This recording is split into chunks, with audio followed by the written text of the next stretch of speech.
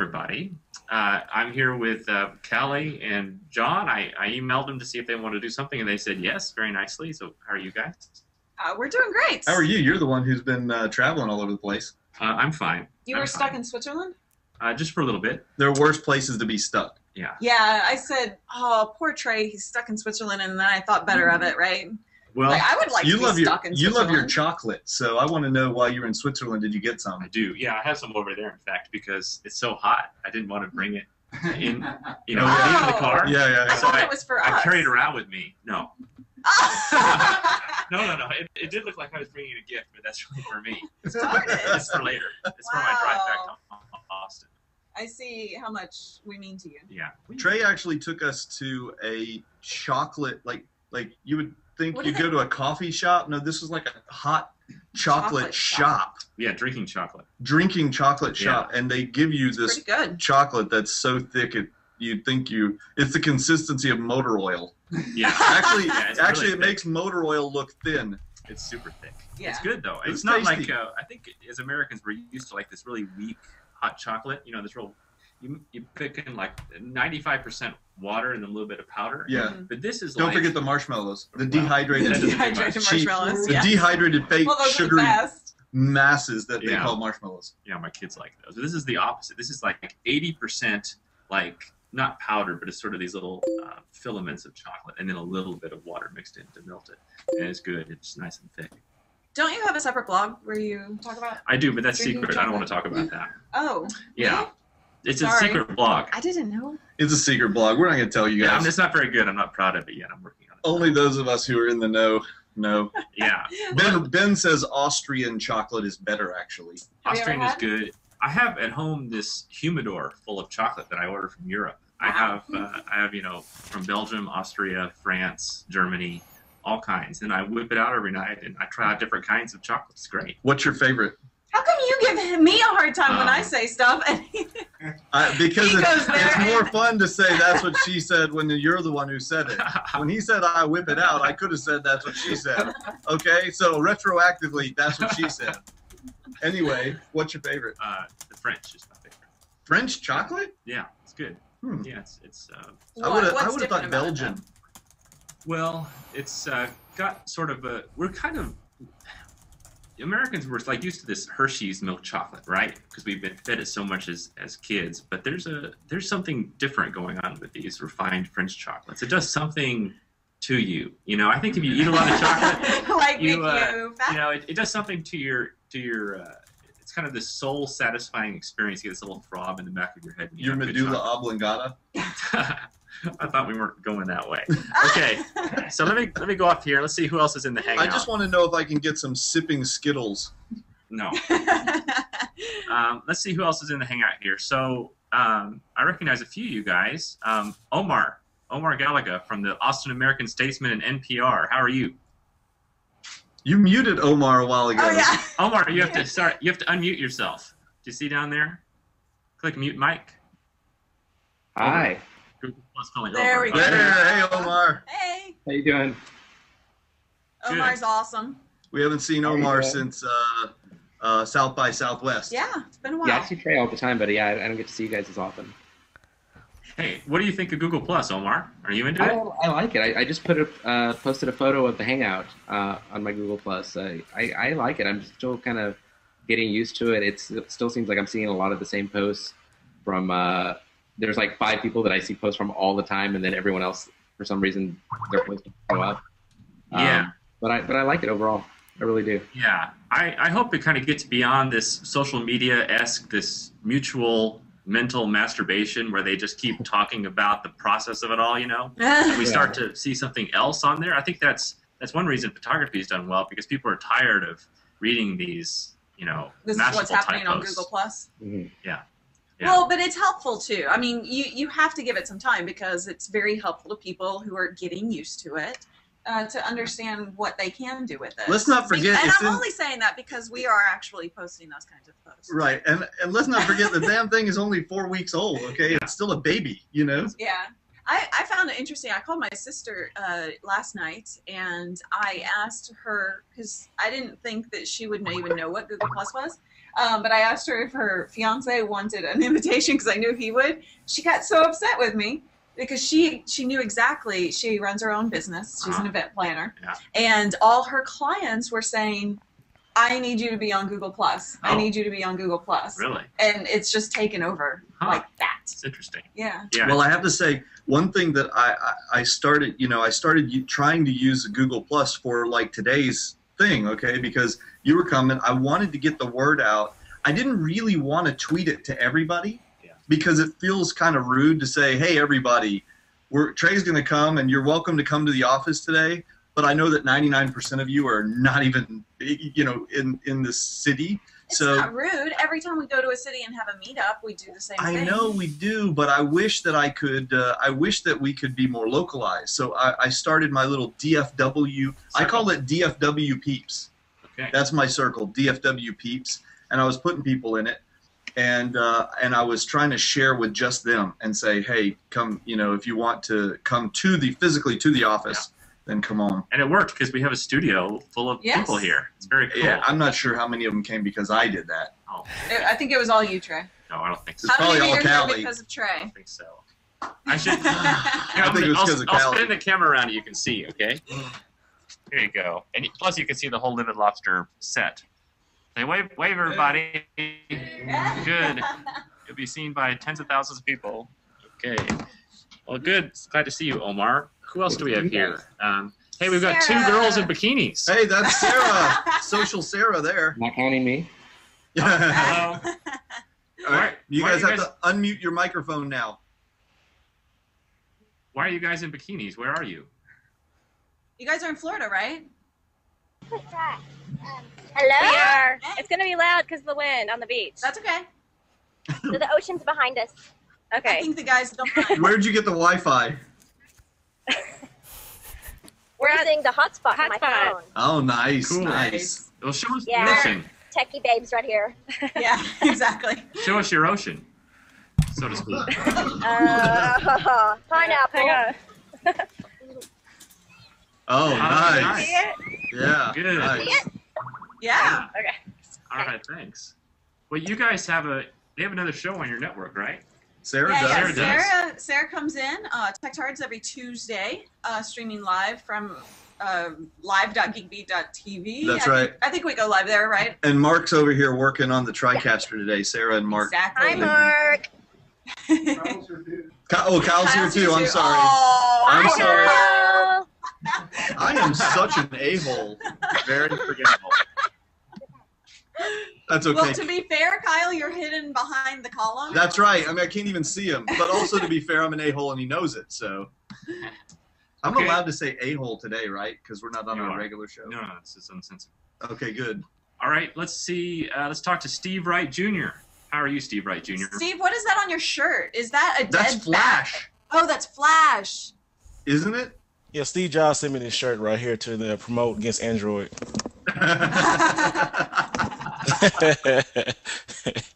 Steve, hi, everybody. Is he planking? I think so. No, no planking on this one. Okay. The Flash killed Apple killed Flash. See? Oh, that's an apple that's down an there. apple. Gotcha. Okay, it's a little fuzzy. Yeah. Sorry. Gotcha. That's all right. Very deep T-shirt, Steve. What is up with this whole planking phenomenon anyway? Have you I done don't know. it? Heck no. I got better things to do. I think Trey should plank right here on the thing. I'm not going to plank on the air. No. I pay money. Hey, Steve, you're a photographer? Yes, sir. Yes, and what do you use? I guess I use a little thing called an icon, you know. Good man. You use the icon too. Yeah, he uses Ooh, the big Yeah. evil. Uh-oh. Yeah, I like Canon and also use my iPhone too, so I love Instagram. Yeah, Instagram's cool. Hey, all you guys that are in the Hangout that have portfolios or websites or whatever, type in your thing into chat so people can go check you out, and also put it in. Well, the chat thing. There's is a open. chat room. See right there. The chat's. You click You on the just don't have chat. it. Put your links in there. Put your links in the chat and put your links inside the post on my stream, because in here only 9 people see it, but out there thousands of people will Well, see it. and And if they you get to know type it in there, we can read them off and we can put them in the chat rooms here too. Yep. Yeah. So would you like the 500px one? Yeah, 500px. That Okay, cool. pictures look best on 500px, I think. Okay. Dana has joined us in the chat room. Hey, Dana. And Justin. Hello, Dana. Who's Dana? Dana. You don't know Dana? You know Dana. Everybody knows Dana. Dana knows Dana's one of our everyone in bloggers. social media. She's one of our bloggers, and she got kicked off Google Plus. She did. Oh, famously. Why did she have a bad name? Because she just goes by had Dana. She just goes by Dana online, and so she had put in the last name field in parentheses .net. Yeah. And they were like, "Your name is not .net. No. You're out of here." Well, that's a sad story, John P. I know. Let's see who else is here. Hello, Shirley Lowe. How are you? Shirley. Who's that with you? This is Charles, my husband. Hey, Charles. How you doing? Uh-oh, you guys have a little Charles is a board. No? Somebody's causing us problems. Wait, here. that seems to have fixed it. I think it was Lord Parker Lord that had Parker. something funky going on. Hey, Shirley, will you show us that picture that's in the back? Bring it close to the... Oh yeah, it's I gave you a link. You can see it on my link, but I can bring it. I mean, it's just it. No. You can see the link in the profile better, but it's Acadia. It's a lighthouse in Maine. Nice. Cool. It's Well, beautiful. hey, tell us about the picture as long as you're holding it up here. Yeah, who took it? We both did. So do you want to explain it? I think I took it. Yeah, just explain it. It was 5-frame. Actually, it's a 3-frame HDR. I'm not quite as advanced as you, Trey. And, photomatics editing, just a little bit of light touch-ups, and that's about it. And Do you shoot on a Nikon or on a Canon?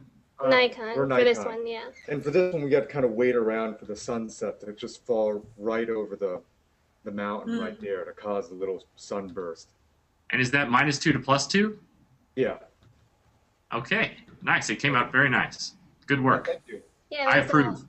If I didn't approve, I would just avoid the subject. Which is what he does with my photos usually. He's like, So Scott, or not Scott, I'm sorry, John P. took an HDR of the wind tunnel. Yeah. And you should put a link to that so people can see it. Not now, but in the post later. Yeah. But that came out pretty good. Yeah, it did.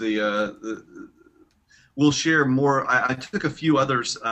What we did was we were up in Detroit and at the GM facility, and we got to take a walking tour through the wind tunnel. And what I mean by that is, you guys have seen video where they put a car in the wind tunnel and they have like a stream of smoke that goes over it, and that's like a room. But there's a gigantic fan somewhere else, and it's spinning and it's blowing the air through a big like air track, let's call it. And we got to walk through the entire thing, and we got to video the whole thing. No one ever gets to do this. In fact, the director of PR went with us. That was the first time he ever got to see it. Oh, really? So it's very cool. Unfortunately, I told you we were going to show the video today. Yeah. It's not quite ready to show yet. Sorry. Okay. Well, but we'll get it ready soon, and then we can share it with everybody. So you know one thing you did wrong with that photo. I'll critique it for you. Do. It was a well executed photo, but the only problem is that you couldn't tell how big the thing was. I know. So you should have put Cali in there as a scale, because you couldn't tell if it was 10 feet high or 1,000 feet. Yeah, high. that's and true. I know it was huge. It was the roof was 50 feet high. Yeah, you got to put a human in there. I know. You I know. Why didn't you? You know better. because he doesn't think I deserve to be. Well, there was one good reason, and there was one actually good reason for it, which was those photos were taken with almost no light. It was impossible to light the thing, and it's pitch black in there. There are just a few little lights in the floor. So like it was a three exposure, HDR, and the longest exposure was 25 seconds. So if I put a person in there, Wait, why was it 25? You're sure it was 30 seconds? Because usually it's 8, 15, 30. Well, I did take a couple that were at 30, and then the one that we saw there, I think it was a 25. Okay. So there were I took different HDRs from different positions. I haven't shared them all yet. But yeah, that was a problem because the scale of this thing was just—it's literally the fan is almost 5 stories high, and you can't tell. Yeah. I believe it. But we have video and stuff that should. yeah, the video has the people in there, and the video clearly you can see. You're like, oh my god, this thing I'm is hoping to ridiculous. release all of that this coming week. Yeah, So. Let me ask, while you guys are on the subject of GM, because I saw you got some heat. People say, "Hey, is GM paying you guys to do all this stuff?" Right. And because I can talk about this from my blog, because this is always something I think about a lot. People wonder if people I'm paid to do posts and this kind of stuff. I know I have my own approach, but what's your approach to it? Well, in terms of like on the show and stuff like that, we don't take money for reviews. Right. That's just a journalistic line right there. And they're not paying us, like in this case, us going to GM. They're not paying us. They bring us out there. They pay for the airplane tickets. Right. Yeah. And they paid for the hotel room. Right. And that's it. But that's content for us. You know, what people should know, though, is that, and I know because you guys are mega busy like me, the valuable thing is your time. Yeah. And people send you tickets all the time for stuff, and it doesn't mean anything, right? It doesn't affect what you cover. No. We could get a free trip basically anywhere to see anything, because if you think about it, the distribution that we have with the shows and the blogs and all, we're talking about literally millions of impressions monthly between videos and blog posts. Okay, so if you think about it from some vendor's standpoint, for them to buy a couple of tickets and put us in a hotel room for a night or two, to get the coverage on the show, it's way cheaper than what it would be if they actually advertised on the show. Right. So now, that's not to say that every time we go somewhere and see something, it is paid for. Sometimes we pay for it ourselves. Right. When someone else pays for it, it's only when we were not planning on going there. Right. They wanted to get us there. They call us up. They say, "Hey, would you come out here?" and blah blah blah. And on our end, that means that we have to take time out of our schedule. We have to. It's I have very to disruptive. shoot shows up front before I leave. It takes a lot of extra work and a lot of extra time on our end. So. And we would only go if there was actually legitimately something cool to see and share. Well, otherwise, we don't care about the ticket. There's only so many cycles in the week, and you just focus on what is cool and awesome, right? And if someone had wanted to fly you to Sheboygan to see some new tech cheese factory, you wouldn't go do that because it doesn't.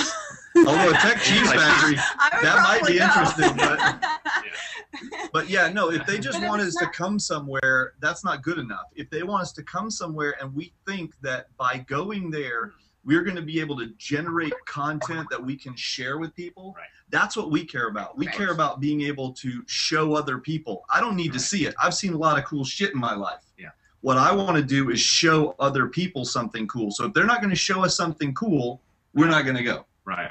Yeah. And I mean, the wind tunnel, for example, I was getting tweets from people who actually work at GM saying they can't even get into that. It's super private and secret, and you just can't gain access to stuff like this. So much less take your cameras and video cameras in there. Exactly. That's so unheard by of. us doing that, I feel that our audience gets a lot of value out of that by being able to at least experience it in some form of I that. believe it. Not only that, by the way, we got to go on their track, and we got to drive around in a ZR1 over 190 miles an hour. Did you drive? No, they didn't let me do it. You're a car enthusiast. Oh yeah. First thing I did, I said, "How much do I have to pay to drive on this thing?" Yeah. The guy goes, just ignored you. No, he actually made a smart aleck comment like, "Well, you have to spend about $1 million and spend about 30 years." And all. In all fairness, the guy Jim, he's the guy who took us around the track. Yeah. He's the guy who set the record on the Nürburgring in Germany in a ZR1. My dad raced there. My dad really raced Porsches at Nürburgring. That's awesome. Nice. Back in the 70s and 80s and stuff. They were talking about in the chat room that picture of me with the Corvette. Yeah. No, there was. Did we put out a picture of you with the Vette? No, that was a picture of the Camaro, and that was the. What is it? It's a special Camaro. It's not even released yet. Nobody's seen it. Did you like lay on the hood like a White Snake poster? She leaned back. No. I tried to get her to. I tried to get her to. She wouldn't do it. Oh, yeah, just do that. Mm-hmm. To help your ratings. So, Get a few more followers. yeah, that's right. Get some low quality followers. Especially Right, if she, exactly. especially if she did in a bikini like Sarah. And who They was that left with us. Sarah? Yeah, they left us. They went back in That the was ocean. Huh? Sarah, That was the other Sarah? Sarah Boswell? Oh, that was Sarah Oswald? from Geek in the Sheets.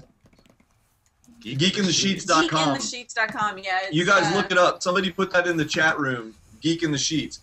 Ben's got it. ZL1. That's the That's Camaro right.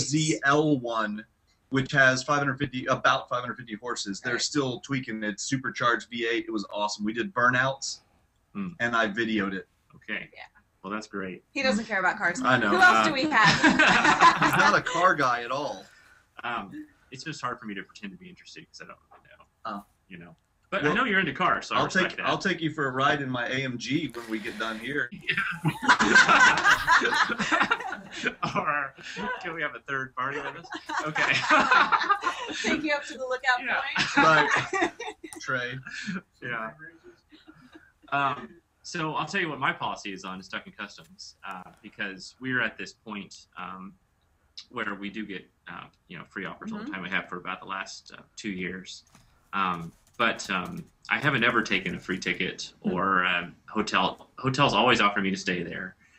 But I always pay for everything myself. Luckily, we have other income streams that everything is taken care of. And if I think the hotel is awesome, I talk about it. Like I stayed at this great place in Zermatt called the Omnia. It's an amazing hotel in Switzerland. And but it's hard because as soon as I say something nice about the hotel, everyone just assumes that that I'm on the take or something, you know. So why the heck? A, why do you care? And B, why don't you let them pay for it? Why don't you just take the free room? I don't understand it. You don't actually have to. Hang on a minute. Hang on just a second. Yeah. Anybody who knows you, Yeah. I think knows that you can't be bought. Okay, so anybody who doesn't know you, they're going to suspect either way. So screw those people. That's true. It's a little bit of a problem because I think like hardcore fans and friends and this sort of stuff, they do know me. Mm-hmm. And like I think a really good example is I've never endorsed a camera bag in my life, but I have I must have 25 camera bags at home. Mm-hmm. Everyone sends me camera bags, and people are always offering, say like, I work at blah blah blah. We'd love to send you a bag, and I always reply, say send it, but I only review stuff that I actually use, and I've never done a camera bag, for example. And so I'm still testing them out. I haven't ever said, yes, this is the ultimate bag. And actually, though, one time when we did a little video with you, we did capture what your bag yeah, you that was used. my bag at the time. Yeah. It was a low pro, and I don't even use that anymore. Mhm. I've moved on. I'm trying now. I'm trying one from f-stop, which is pretty cool. But I've got some others at home I want to try out. I usually want to take it on like 5 serious trips before I really endorse it. So, by the way, I got to show you this think tank that we got. okay. I love it. It's the best one. I'm like you. I've had like 20 different bags. Yeah. And I just can't find one that I like Yeah. until we got to these I've think got a tanks. lot of hardcore think tank fans that always say, and the head of social media from Think Tank, he also does Darren Rouse's blog, Pro Blogger, or Digital Photography School. He contacted me and sending me a bunch of stuff, but I haven't tried it yet. I'll endorse something at some point if I really, really like it. Yeah. You know, But that doesn't answer the question about hotels. That's a whole different point. Yeah. Why the hell do you care? Why would you not just let them give you a free hotel room? So, Tweet and go, hey, I stayed at this place and it was pretty nice. You don't That's have it. to actually endorse or say nice things about them. If you hate the hotel, just don't say anything. Or yeah, it's hard because then I think even friends and long-term fans, I think whenever I mention a brand, there'll be a little niggling question as to whether or not they paid me to say that, you know. And I don't even want them to even think about that. They're going to think it. I'm telling you right now, they're going to think it no matter what you do.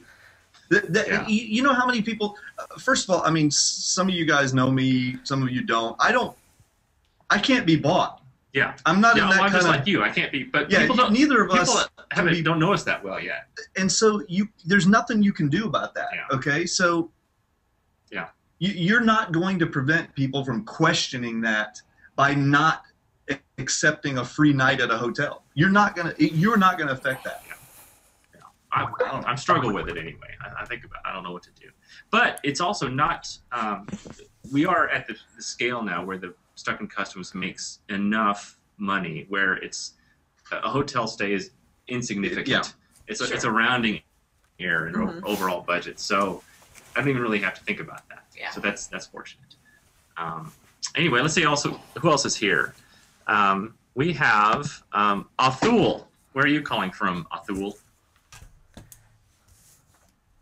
You're in a very dark room. You look very mysterious there. Athul, over. Google Plus calling, over. Can you hear us? Oh, maybe he can only. Oh, he says India in chat. Maybe there's someone asleep. You'll need to unmute yourself. Yeah, he might have muted himself. Oh, how about you, Gordon? Hey, Gord. Hey, Gord. Do you guys know Gord? Gord Of is our course we do. blogger. Hey. Gord has actually been doing a series on Google Plus. Oh, so okay. like how to take better Pretty much advantage the one of who's it. to blame for all of the Google Plus talk that GeekBeat has been producing lately. Cool. Hey, So can you turn your microphone up a little, Gord? Yeah, you're a little quiet. Hang on just a second. It's better when you just lean forward a little like that. Oh, And is it like he's this? in the Hangout trying because he's doing a post on Hangouts at the That's moment. Okay. Yeah. So this is kind of like on-the-job research for me right now. You're working, Gord. And so, what's your favorite three things about Google Plus? I really like Sparks, even though they're kind of underused. I just did a post about them. And I love, of course, the circles. The circles are amazing, and I think they're just going to get even better. And even though I'm a little camera phobic, I kind of really like the Hangouts, too. They're kind of cool. Yeah, they're very laid back. I always think that these Hangouts are analogous to like sitting around a table at Starbucks with like 9 other geeks, and you're all on your laptops. And then if anyone ever has anything interesting to say, you just kind of pipe up and say it. But it's very low key. Yeah. It's not like we're used to these Skype chats where when one person stops talking, there's obvious social pressure for the other person to start talking, right? But in this kind of environment, you just kind of chill out, and there's no hang wrong out. or right. Yeah. You got the name right. By the way, Big Pete says, I loved your Sparks post, Gord. Oh, thank you very much. Yeah, be sure to put links to your work in the post for this, and that way everyone can go see your little articles. Yeah, I don't mean little as in you diminish them, but Thank you, Trey. yeah. You know, we all can't be number 5 on Google Plus. No, that's Scoble. I'll definitely do that. James is in the house. Hello, James Schoolin. Is that your name? Scootin. How are you, James? Yeah. Scouting, actually. Sorry. And where are you? Yes. I'm James doing shows good. up for a geek shows. Yeah. Sorry for the background. Oh, I'm in Oklahoma. Okay, cool. And Where in Oklahoma? And who's? A little town called Enid, near Yeah, Oklahoma I know where City. Enid is. Do you? What do you do in real life to stay busy? Well, right now I am for lack of a better term, a taxi driver, and I just put a post up in my stream on a couple of pictures I took with my cell phone camera of all things, with little it's an HDR fake, but it doesn't look bad for a cell phone How many camera. taxi drivers are there in Enid? This is a private company, so there's like we service one company and one company Okay. only. All right. So are you kind of on call quite a bit? You have to leave your computer to go get someone a ride in a small town like that? Actually, we hang out by the place of business, and whenever they need a ride, to come out and say, "Hey, we need you to take us there," and so we do it. Oh, okay. Hey, Does traffic frustrate you? It can, but it's something you learn to live with if you drive. I always wonder that about. Hey, speaking drivers. of iPhone photos, we got that little iPhone lens thing, Oh yeah, the Olo Clip. Yeah. the Olo Clip. Olo Clip. Is that where you attach OLLICLIP. another lens to it? Yeah, Olo Clip. it's like a kit, so it attaches to your iPhone 4. Yeah, it has to be iPhone 4. And then it has a wide angle, a fisheye, and a macro lens. And it's like $69, and you need one of these. I think Did it we- sounds silly. I know you do, but did we publish the? No, it's not ready yet. Oh, It's gonna okay. come out this week. Okay, we've got a review of it coming out this Okay. week, All right. and it's actually pretty kick-ass. Is it? Yeah. Okay. Yeah, the iPhone camera lens is a nice thing, but I have an Android phone. Wait till they make something for that. Yeah, yes. I know. The thing with Android is hard though because there are so many varieties. And Oh, I you know. can't really, yes, you know the The clip. shape.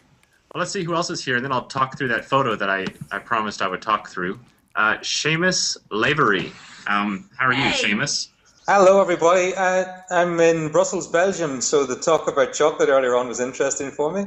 I'm sorry that Trey didn't say he liked Belgium chocolate. Oh, well, it was mentioned. It was mentioned. Newhouse chocolate here in Belgium. It's the one to go for. A new house. Good stuff. Yeah. By the way, my favorite chocolate is in Belgium. That's Me where too. I. We really That's, like that's Belgium. the only place I'll eat chocolate. Indeed. So, are you a Yeah, photographer? I'm originally from Belfast, Ireland, though, but I live in Brussels at the minute. I like and Ireland chocolate too. I don't. Guinness chocolate, perhaps. You like Irish chocolate? I'm a big fan of Irish chocolate. You know, they grow it on those rolling hills in Ireland, you know. They put shamrock in it. But, Right. no, Cali, I knew I tasted something minty. yes, indeed. Now, Kelly, I'd like to thank you for all you do because I've been a fan of yours since you quit your day job way back with Pod Show quite a few years ago, and I've been following you ever since. And it's I been can't believe you've hung on this long. I appreciate it. Oh, some good days of the Geek Brief, and it's really, really cool. And Trey, I'd like to thank you because you're the Nikon guy on the This Week in Photography and all these Canon users, and I'm a D7000 shooter, and I like the fact that you're one of the primary Nikon guys online. Well, the thing is with a Nikon is that when you compare it to the Canon, the Nikon, when you take a photo, it sounds like an M16 going off because of the shutter, but the Canon always has this sort of effect sound. Right? What are you talking about? I'll bring my like your- 1D in here right now and let's just set them off. And let's see. Don't pull out your 1D. Because it's, you know, it's just That's almost what she said. finessing a picture into the lens I without don't know. But the Where's your camera? Hey, this is the guy It's in who the talks car. about how chocolate That's true. engages That's his, true. his brain. He's an artist. so, Yeah, Seamus, how do speaking you of the like camera D7000? shutter noise. Oh, yeah. Speaking of the camera shutter noise, I totally agree with Trey. Oh, Yeah, good. we've But Trey, actually shot both. Not the 1D, but we've actually gone up to like the Mark II. The shutters for the Canons do sound a little different. Well, like if you listen, like I have a 5D too, okay, and the 5D definitely does not sound very nice, okay. But part of that is also the frame rate. I mean, it's like 4 or 5 frames per second. But when you step up to the 1D Mark IV, 10 frames per second, that thing sounds like a machine gun. It's going off, Yeah. But to you don't care about the cycle rate. You're saying there's like some kind of distinctive tone. It's not so much the speed as it is the tone or something. Yeah, that's right. There's Yeah, something but- to it. There's a vibration that you feel through your bones. Okay. The Nikon shutter has a snap to it, and the Canon kind of sounds muffled. Yeah, it's not good at a wedding either. You're going Look to at have the to go get D700. your camera, and I'm going to get mine, and I want to set them both off right here and now and end this debate. I'll go get it. It's in the car. Okay, mine's in the other room. All right. Well, we have an icon right here. But is that the 7,000 or whatever? Is that the one? Yeah. Do you shoot with the come over here, 700? Cliff. Yours was like the 7,000 or something. I have a D3X. D3X. All right. Here, come get on video, Cliff. Everyone can This see is you. Cliff. This is Hey, everybody. Cliff Hey, Bays. Cliff. How you Here, doing? let me make sure you can get on here. So Cliff is he's here in the audience. He's an awesome guy. He Not stalker. started out in kind of a minor circle. Now he's in one of my best circles. He came to one of my workshops in Austin, and he's an HDR shooter. And his top client is Justin Boots. That's right. Yeah, so he does. If you've ever seen any Justin Boots ads, he does all the photography for those guys, and he's awesome. Okay, anyway, here's his camera. And what's the main mic that people are going to hear? We have mic. By the way, you Hey, never turn this. clicked your Can we mic turn on. the room mic on? We're going to use this one right Bad here. video guy. Okay. All right. Here, you. I don't want to. Very personal thing. Hold it Yeah, up hold it right up by here. this mic. Wait, you go first. Ah! Well, I got to go Go. first. Just go. Oh God, I'm the subject of that. Yikes. That sounds better. Wait, Whatever. Do it That again. sounds better. This guy's a pro. Oh, He that's knows. true. Here we go. Ready? Here we go.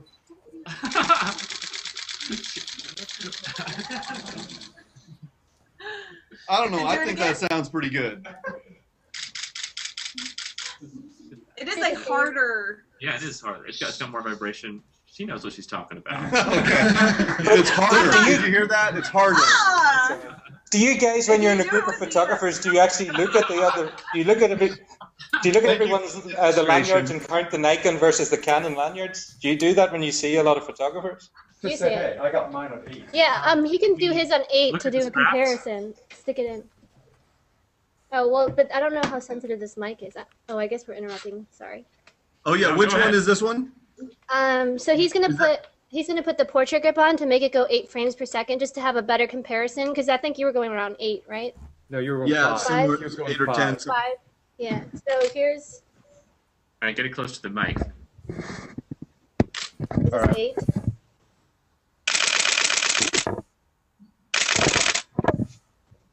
you just like Yeah. that better. I can hear what the difference of what they're. Oh, I can talking hear the about, difference. Yeah, But you sure can.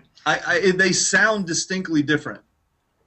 So let me take a break here and tell you about this photo that I posted online for this, because I know people like to hear me talk about this stuff. I want you to know that I don't always enjoy talking about it a lot, because I sort of like just people to enjoy them, and I feel like when you describe them or break them down too much, they lose some of their magic. Oh, can you turn down Can you turn down this mic? Okay. and can we post a link to this photo that he's talking about in the Justin and YouTube chat rooms? Ross, can you do that? Do you know which one I'm talking about? It's on my stream. It's on. Yeah, it's on Trey's Google Plus stream. It's of like an old It's shack-like house houses with and a blue- pine tree and stuff like that. The blue night. Oh, the tank theory. I already got it. Okay, right got there. it. Thank you. Well, that's in the Justin. If we can get it in the YouTube chat room, it'd be great too. Okay, continue Thank talking you. about how great you are. No. I was just saying the opposite of that, in that I don't like talking about this stuff because it really takes away from it, and so in some ways it's very hard to talk about art, right? And I know that there's sort of a line between photography and art. I like to think I'm over on the artistic side, but if you're just talking on the pure photography side, you can talk about that scientifically forever, right? And you can get down to all the little nuts and bolts, but if you don't watch out, you end up ruining it. Yeah, it just becomes about the technical nature of it rather than the photo itself. Because I don't know about you guys or you guys in the chat room, but every now and then there are these meetups in various towns, like strobist meetups, and you go there and there's people that have all these lights and special lenses, and it's full of very, very smart people, right? And and that's the thing about photographers; they're often very smart, deep thinking, Which is why I'm not a analytical photographer. people. Whatever. No. I helped you with an HDR a few years ago, Yes, and you it came did. out pretty good. By the way, do you use Internet Explorer by any chance? Never mind. Never mind. Go ahead. So I use Chrome. I don't even get to the question. That means you're average a little bit intelligence. above average, yeah. That Can I means use you're Chrome? average. Yeah, that means you're average intelligence. Okay. If you use Internet Explorer, you're among the least intelligent, according to a survey. Okay. I didn't make it up. Yeah. I don't know what that survey is. So, Opera users are the smartest. are they? Uh-huh. Was this poll put on by Opera users? was this founded by the It Opera was actually Users done. Foundation? It was It was actually some thing that they did with like 100,000 people. They did IQ tests. It was some university. Anyway, You're as bad as Leo at interrupting. I am. Be worse. So you can keep that, okay? Just the juxtaposition. Everybody would be knows nice. that. Go ahead. Yeah, that doesn't bother me. So anyway, inside these strobist meetings, you get very, very smart people that really understand the total optics of everything that's happening inside the lens, to a degree, probably even more than me. I think there's somebody that has their mic on. Everyone in the Hangout, if you see someone that's being bad with their mic, you can mute them. Anyway, so they'll set up for a photo. You know, they'll put the model into place. They'll set the lighting. They'll adjust everything perfectly, and then they'll take a photo, and it just comes out boring. It's right? sterile. Yeah, and that's one of the problems with photographers sometimes is that they are so smart, and there's all these meetings and systems where they can really kind of get into their own head and get into the science of it all, that it loses something. So anyway, about this photo, I'll talk about the artistic side if it's okay. But by the way, before you tell us about this, have you ever taken an accidental photo and then ended up just loving it? Like No. you had the settings all screwed up, and you're like, Yeah. oh, I can't believe I did that, and then later you get it in your computer and you do something with it that's amazing. No, very rarely that ever happens. I'm very purposeful when I take my photos. On occasion, I'll accidentally leave the shutter open, you know, and I don't realize that it's done, and I move the camera, and I get some weird light trails that are sort of neat, but I wouldn't really call that. Okay. Tell us about this one. So I took this a few nights ago in Zermatt, and Zermatt is this perfect little mountain town that's nestled in a valley, and there's a lot of wood houses. It's very Swiss. You know, there's warm houses, and it's always cold outside. So that's why in this I tried to take the warmth of the houses and contrast it to the coldness of the sky. And there's another thing that I did here, and some people hate this, by the way. There's a lot of, not a lot, there's a certain percentage of photographers that hate it when you use a wide-angle lens and then aim up. Yeah. Because as soon as you take a wide-angle lens and aim up, everything leans in, okay? And people get very upset about that. You're not You know? afraid to do that. You do it a lot. No, I do it a lot because I love the shapes. To me, when I look at this, my brain automatically can map this into a 3D world so it makes sense. And in one way to look at it is that, you know, it's a 3D world out there, and we're already representing the 3D world in a 2D plane. So we've already made an incredible shift from what's real into what's 2D. So then, as long as you're going 2D, why not mess with the vertical lines a little bit so that it's interesting? And there's something about the way these things lean in that make it feel more warm, that make it feel like an alley. But so these people that really complain a lot about these leaning lines, I think that these people, there's nothing wrong with them, but I think that their brains are just a little bit different in the way they perceive the world. I think that when they look at stuff with leaning lines, I think it messes with something in their visual system, and they can't quite accept it. But that's a very small percentage. It's about only 10 or 20% of people. But I always think it's interesting when people get upset about this stuff because they are quite vehemently angry about this stuff, and I don't really know why. I have seen some that bother me a little bit, but it's like when it's over exaggerated. Yeah, it can be bad.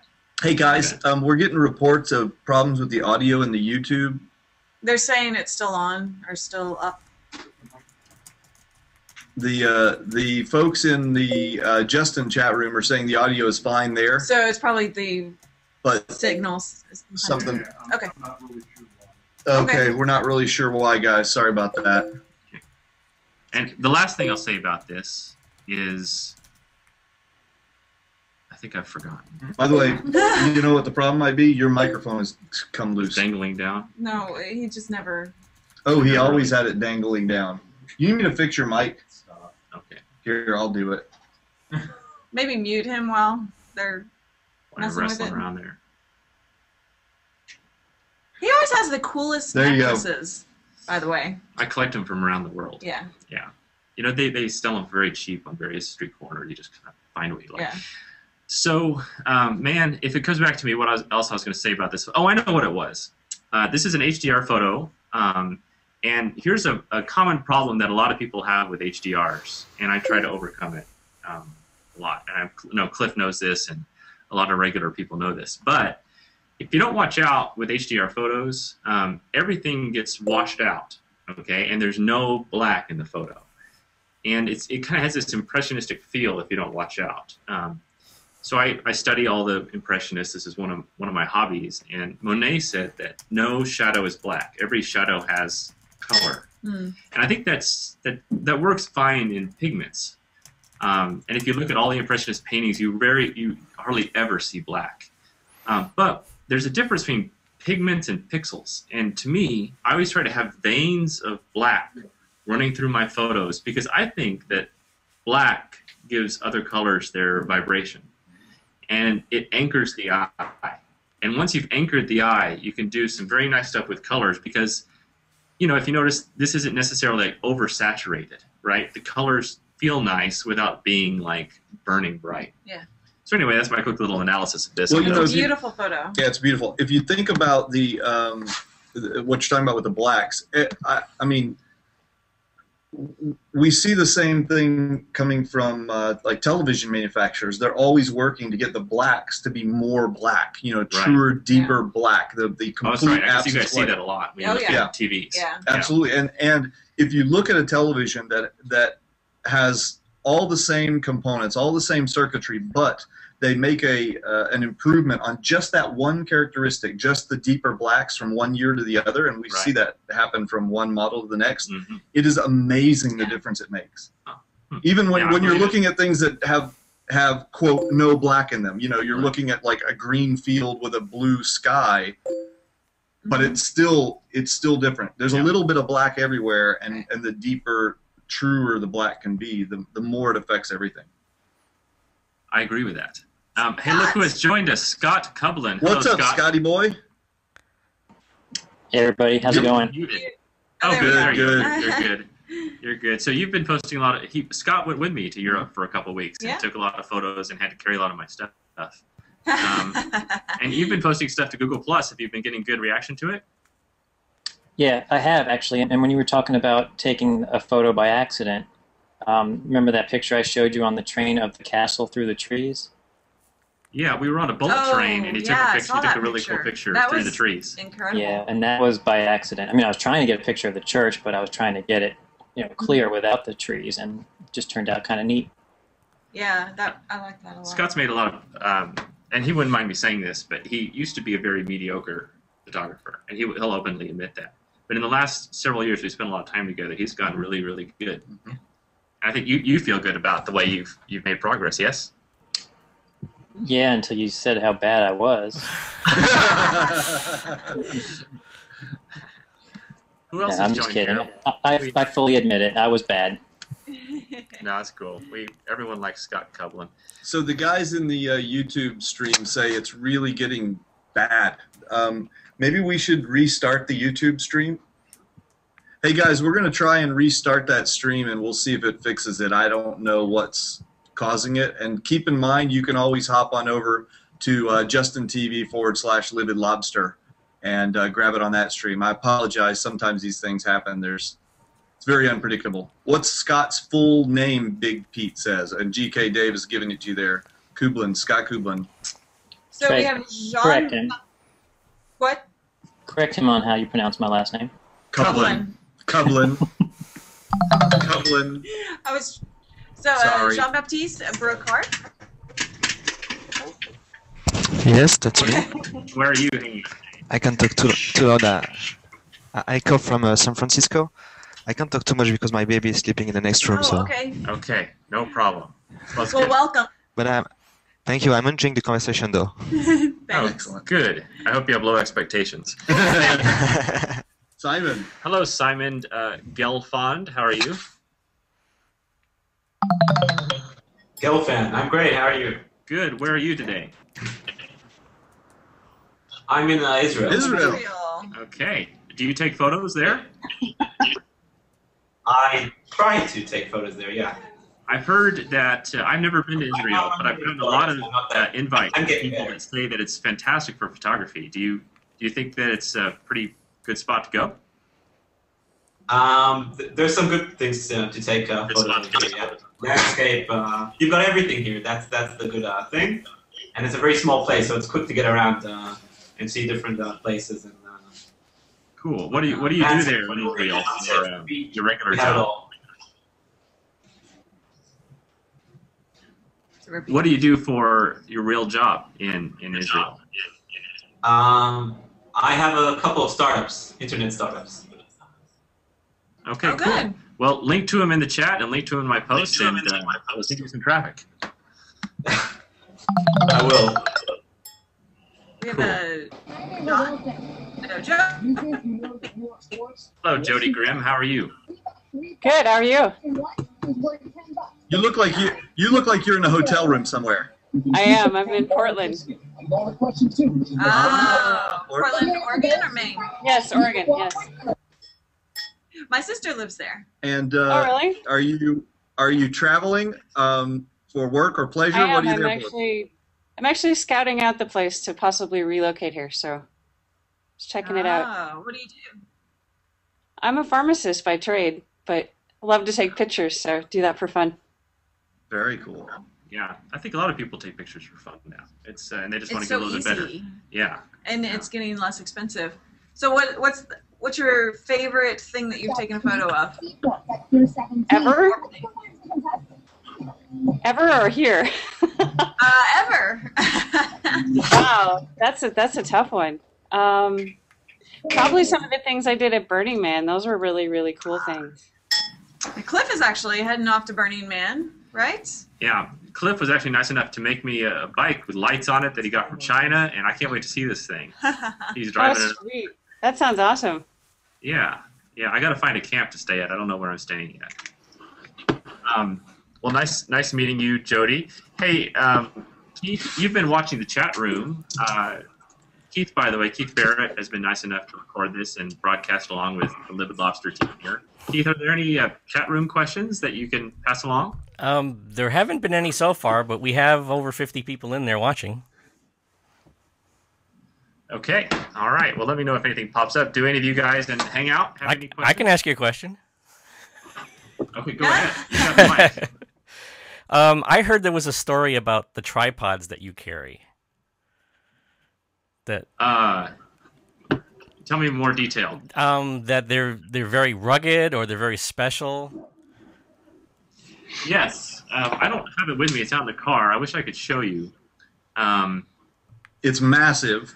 It's a big one. Send somebody out to get it. I'll go get it. Key. Okay. Yeah.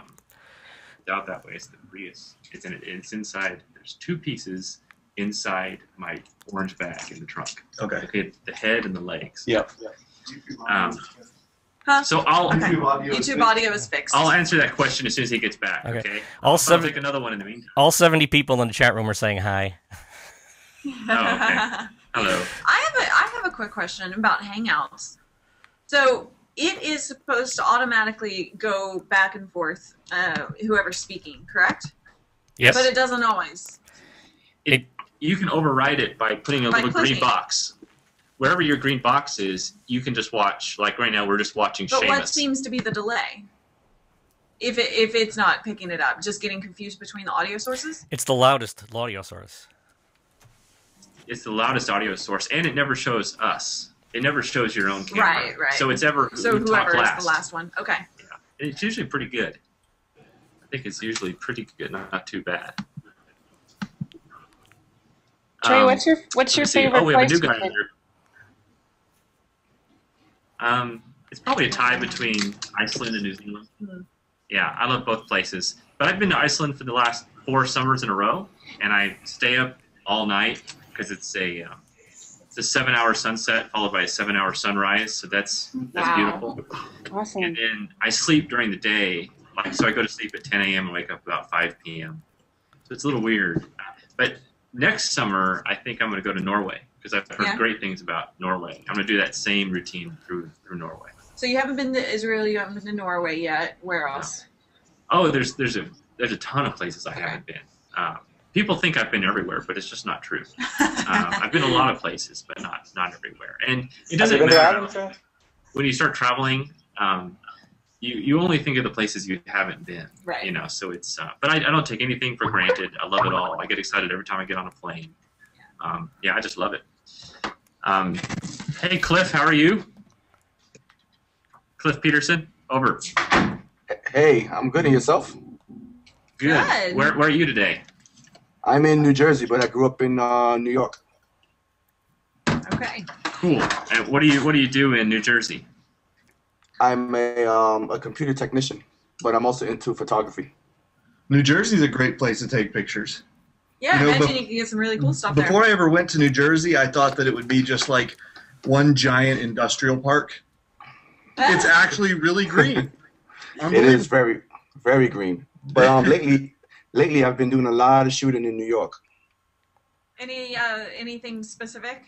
Buildings, people? Just landscapes and admiring Trey's work. Oh, well, thanks. You don't have to say that, but thank you. Okay, so I'll show you the tripod. So this comes from a company called Really Right Stuff, and it is big, but it's actually pretty light because it's carbon fiber. And so a tripod Hold it up a little higher so they can get it on your on your individual shot. Please there. don't hit me with sorry. I've never hit anybody with a tripod, actually. So the tripod is two parts, okay? It has the legs and the head, and they don't have to be from the same company. And forever I used a different head from one company and legs from a different company. But right now they're both from Really Right Stuff. And Really Right Stuff is a great company. I think they're based in San Luis Obispo, and everything is machined here, and the highest quality stuff.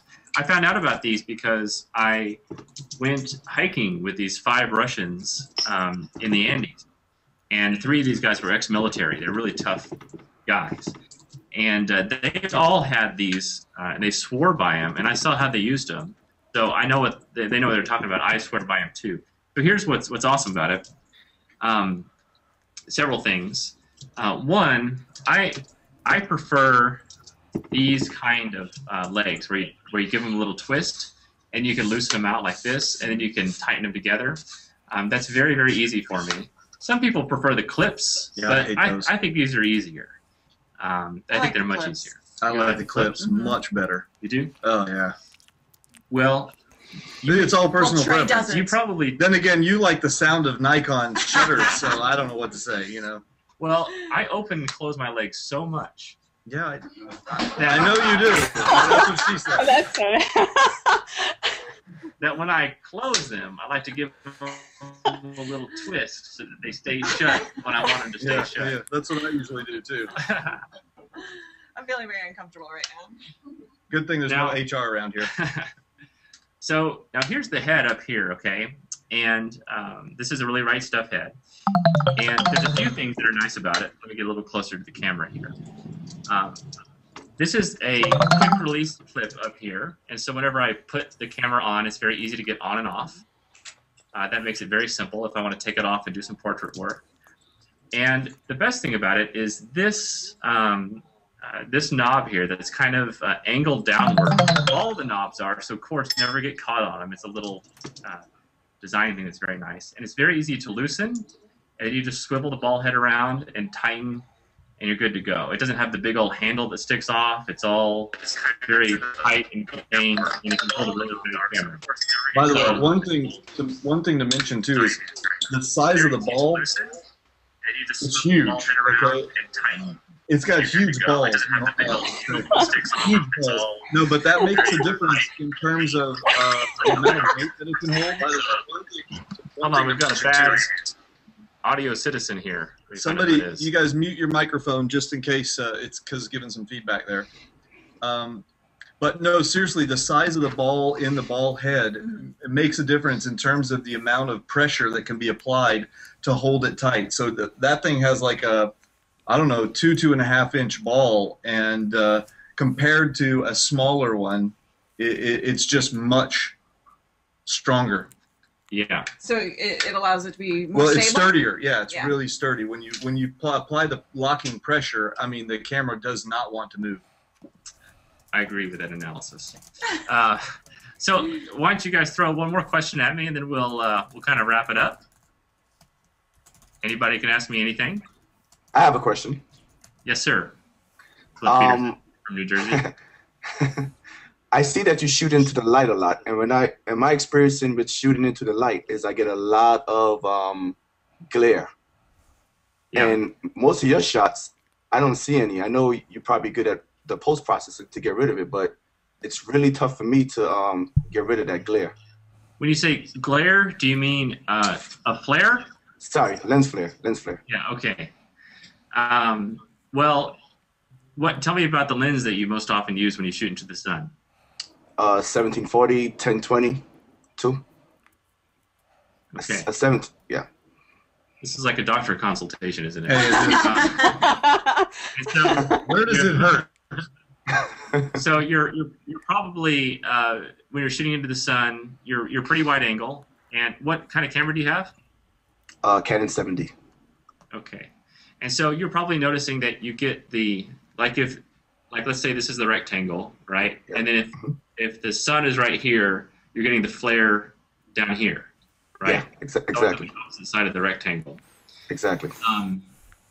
Well, a lot of the time, I will either just by moving around the camera, you can almost make that go away because there's only certain angles of incidence that make it create that lens flare.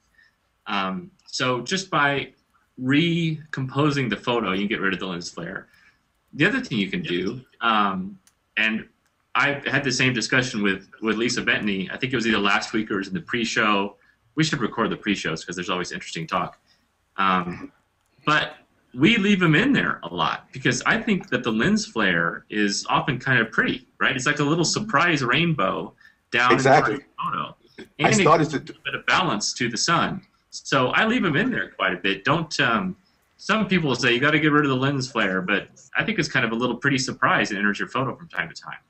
I started to leave it in there because it did make the picture look more interesting and more realistic. Yeah, and you might, like if you put it on Flickr or whatever, you might get a lot of feedback from people that tell you to get rid of it, that a professional would get rid of it. But that's just the kind of feedback you should ignore. Exactly. That's exactly what I do. But just question it. If it's something that everybody is saying, you almost wonder, like, where does it come from? I think sometimes everybody continues to repeat a falsehood that's based on a faulty foundation. So really start to question. We could have another discussion about this too, but there's always this rule of thirds, which I think is a fallacy. And I think that's been passed down from faulty teacher to faulty student to faulty teacher over time.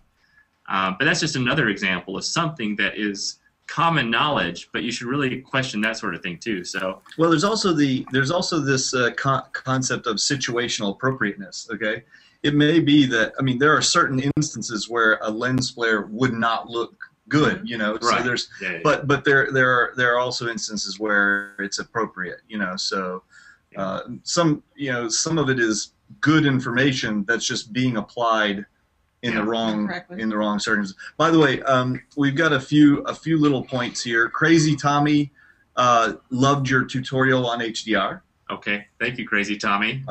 And let's see, we have D Ledger asking, Trey, what do you think of the Kodak DX7590 camera? I know you're not going to be able to answer that. I'm a beginner and I picked it up for cheap.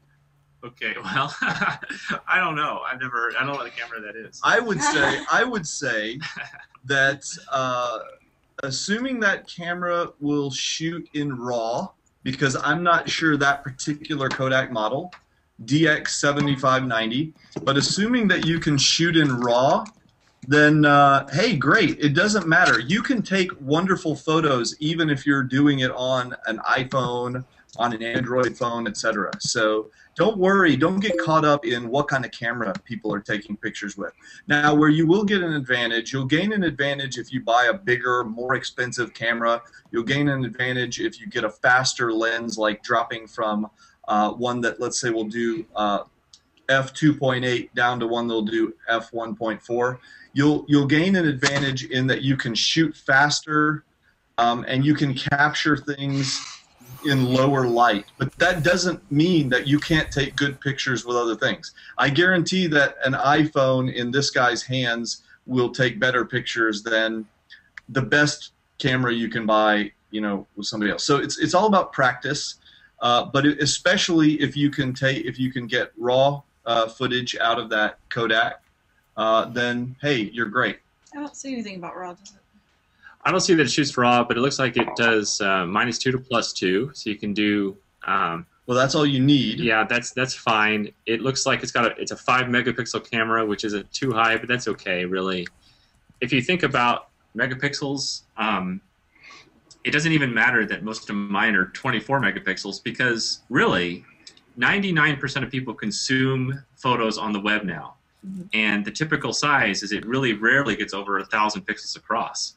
So if you can make an interesting photo that's 1,000 pixels across, then you're done, right? You might not be able to make a huge print out of it, but really that's sort of an old way of thinking too. Sure. That the reason that you're doing these photos is so that you can make a print.